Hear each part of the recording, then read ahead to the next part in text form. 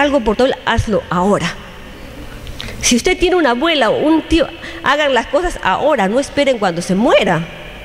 Entonces yo me puse las pilas y hice todo, invertí tiempo, invertí dinero, invertí amor, porque el amor ahí supe que es el instrumento más poderoso para quebrantar, para quebrar toda muralla de dureza, el amor de Dios.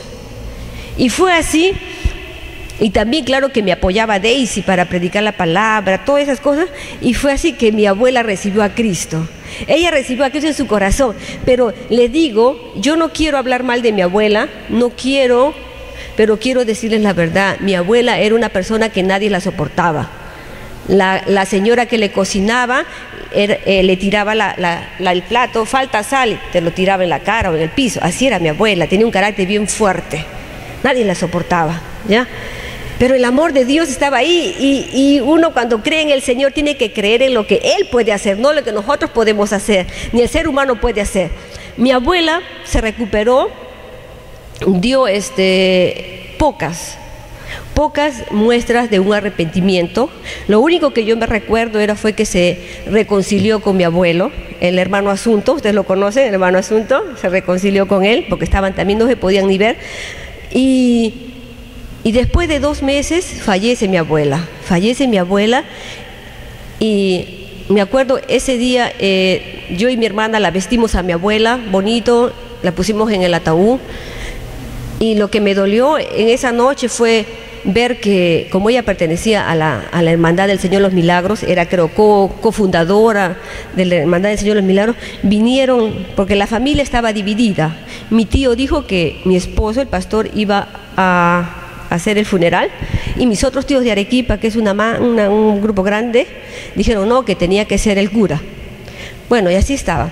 La cosa que ese día, esa noche en el entierro, me recuerdo que vinieron las hermanitas del Señor de los Milagros y sin respeto, sin respeto sobre todo, sin amor. Para ellos era importante que mi abuela llevara el hábito del Señor de los Milagros. Y abrieron el ataúd y empezaron a cambiar la ropa de mi abuela sin tener una pizca de respeto.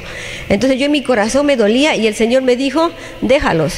Ellos pueden tener el cuerpo, pero yo tengo su alma. Ay, dije, gracias Señor, ese es tu amor consolador, que en todo momento está a mi lado. Gracias Señor. Y fue así, hermanas, durante todo lo que es el funeral, yo sentía paz, sentía gozo, hasta tenía yo que controlarme porque no quería burlar los sentimientos de las otras personas, porque las otras personas estaban tristes, mi familia estaba triste. Entonces, pero yo tenía paz, alegría, una paz, pero por dentro, en mi mente, mi alma, venían los pensamientos, pero ¿cómo sabes que tu abuela es salva? Tu abuela no es salva. ¿Qué frutos ha dado? ¿Qué obras ha hecho? Mira cómo era así, así, así. Y ahí venía la lucha de mi mente. Yo decía, wow, Señor. Pero tenía una paz indescriptible en mi corazón. Y bueno, se llevó el entierro y siempre estaba ahí la duda, ¿no? Esas dudas que venían a mi cerebro y que querían bajar a mi corazón. Pero el amor de Dios puso firme en mi corazón. Todos mis tíos no sabían. Entonces me recuerdo que me invitaron a la misa de 8 días, 8 días sí es, ¿no? 8 días, y yo no fui porque dije, van a estar todos mis tíos y con sus tradiciones no tengo lugar allí. Y no fui. 2 días después viene mi prima y me dice, Teresa, ¿por qué no has ido a la misa? Eres tú y tu religión, que debes participar con la familia y además, bueno, ¿sabes qué? Me dice, esa noche en la misa ha venido la enfermera que la atendió a la abuelita, a la mamá Antonia, esa noche que murió, me dice. Ha venido la enfermera porque quería saber qué tipo de fe tenían nuestra mamá. ¿Qué tipo de fe? Yo digo, sí, y nos ha contado todo cómo ha muerto la mamá Antonia. Y yo digo, a ver, cuéntame. A eso de las 3 de la mañana, mi abuela se puso mal. Y lo que hizo la enfermera es traer los muñecos, las estampas, y ponerle sobre su estómago, porque a esa hora no iba a despertar al padrecito, estaba durmiendo. Entonces ella, para consolarla un momento, le puso ahí, y mi abuela dice que le dice, señorita, sáqueme todo eso porque yo ya no creo en esas cosas. Y mi abuela vio a Jesús porque le dice, usted no mira que mi Señor ha venido a recogerme, allí está mi Jesús, Él es mi Señor. Y dice que se puso a cantar las alabanzas al Señor, que yo me acuerdo que le llevé un casete y le hacía escuchar alabanzas, CDs, radio cristiana, y ella y le estaba alabándole al Señor. Y de esa manera falleció mi abuela, feliz, contenta, con alabanza en sus labios. ¡Wow! Dije yo, ¡qué alegría es mi Señor! Tuve la respuesta al Señor, porque nuestro Señor es fiel. No se trata de nuestras obras, sino se trata del amor poderoso, inescrutable de nuestro Dios. Él está haciendo las obras, Él está haciendo la obra, nosotros no lo vemos, pero Él está trabajando, y nosotros debemos de permanecernos siempre firmes, confiar y fiel al Señor. Y yo sé que mi papá también está en las manos de Dios. Así me digan mis circunstancias, mi realidad, otra cosa. Yo sé la verdad. Yo me agarro fuerte del amor de Dios, que es inmenso, que es grande, que es hermoso, que no depende de lo que yo haga, que no depende de mis obras, sino depende de su gracia. Y Dios es amor. Y si yo amo a mi papá, si yo amo a mi abuela, y me conmuevo y me desespero, ¿cuánto más Dios que la creó? Yo no he creado a mi abuela, yo no he creado a mi papá. Dios lo ha creado, y Dios lo ama mucho más que yo. Y si yo hago lo que puedo, Dios también está haciendo ahora lo que Él puede hacer. Y yo creo en la victoria de nuestro Dios. A Él le ha sido dado todo poder en el cielo, en la tierra y debajo de la tierra. Que el Señor les bendiga, amados hermanos.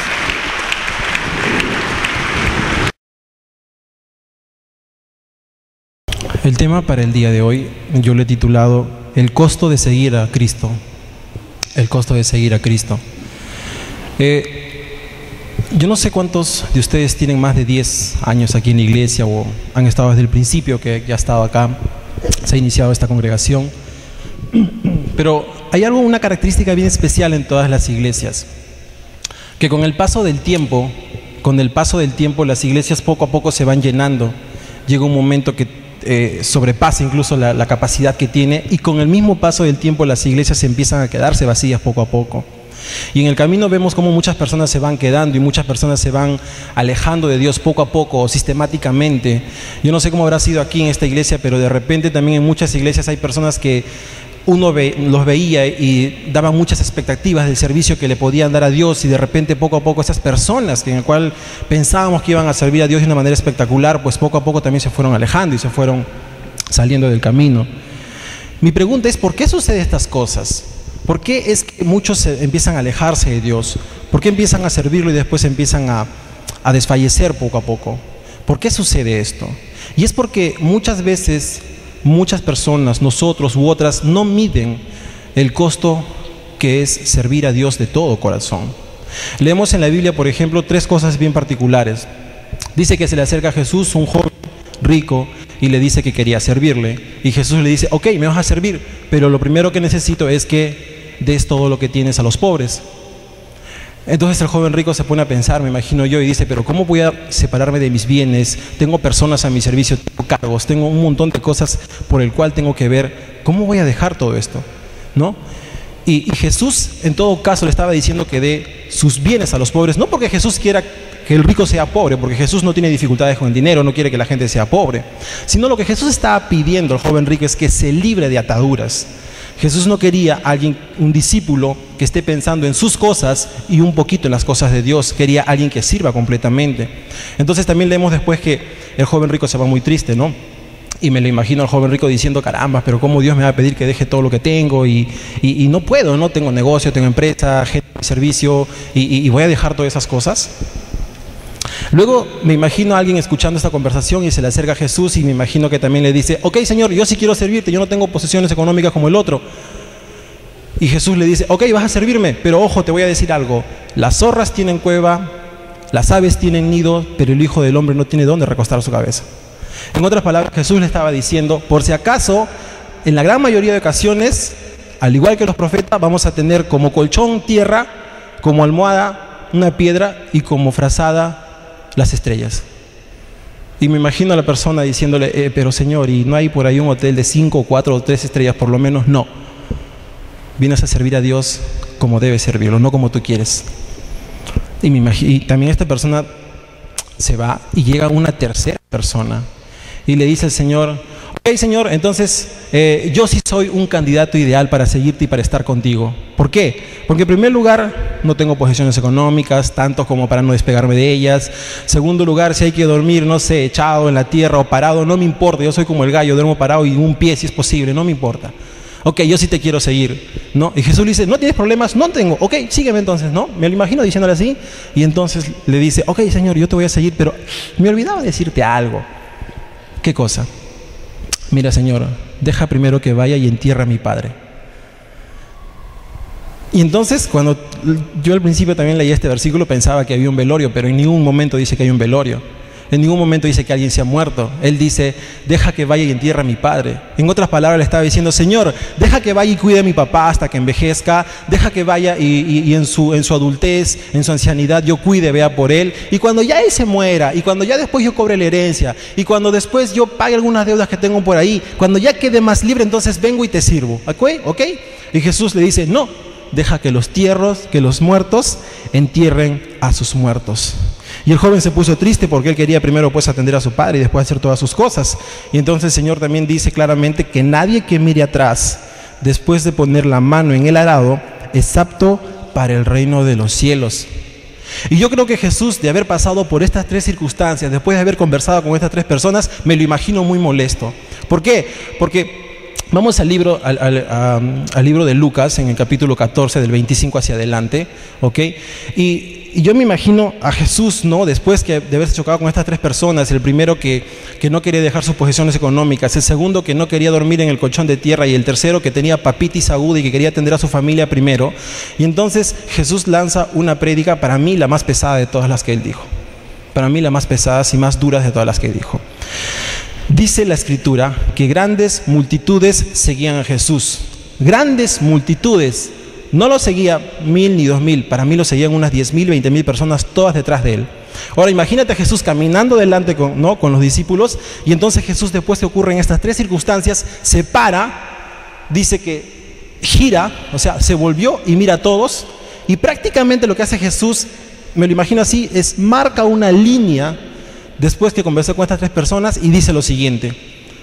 A partir de este momento, prácticamente está diciendo eso, dice: si alguno viene a mí y no sacrifica el amor a su padre y a su madre y a su esposa y a sus hijos y a sus hermanos y a sus hermanas, Jesús estaba pidiendo entrega total. Si tú quieres dejar a tu primo, a tu cuñado, a tu suegra, no importa. Jesús no estaba pidiendo eso. Creo que eso era algo que puede cualquier persona dejarlo. Él estaba pidiendo y dice: si alguno viene a mí y no sacrifique el amor a su padre y a su madre y a su esposa y a sus hijos y a sus hermanos y a sus hermanas, y dice más adelante: y aún a su propia vida, no puede ser mi discípulo. No puede ser mi discípulo, dice. No, entonces tú dirás: Warren, estás loco. ¿Cómo me vas a pedir, o cómo a Jesús se le ocurre pedir que abandone a los míos? Y sin embargo Jesús está diciéndote que yo tengo que estar primero. Jesús te está diciendo que Él es el que tiene que estar primero. La vida saludable de todo cristiano debe ser Dios, ministerio, familia. Primero Dios, en todo momento, en cualquier circunstancia. Y para tener esto más en claro, que de repente muchos no entendían en ese momento, Jesús da una ilustración. En el mismo capítulo 14 de Lucas, más adelante, en el verso 16, a partir del verso 16, Jesús narra la historia de un hombre que preparó un banquete. ¿Okay? Narra esa historia y lo dice de la siguiente manera: cierto hombre preparó un gran banquete e invitó a muchas personas. Dice: invitó a muchas personas. A la hora del banquete mandó a su siervo a decirles a los invitados: vengan, porque ya todo está listo. Pero todos sin excepción, abrimos paréntesis, cristianos, cerramos paréntesis, sin excepción, comenzaron a disculparse. El primero le dijo: acabo de comprar un terreno y tengo que ir a verlo, te ruego me disculpes. Lo siento. El segundo le dice, adujo lo siguiente: acabo de comprar 5 yuntas de bueyes y voy a probarlas, te ruego me disculpes, no puedo ir. Entonces el tercero alega otra cosa y dice: acabo de casarme y por eso no puedo ir.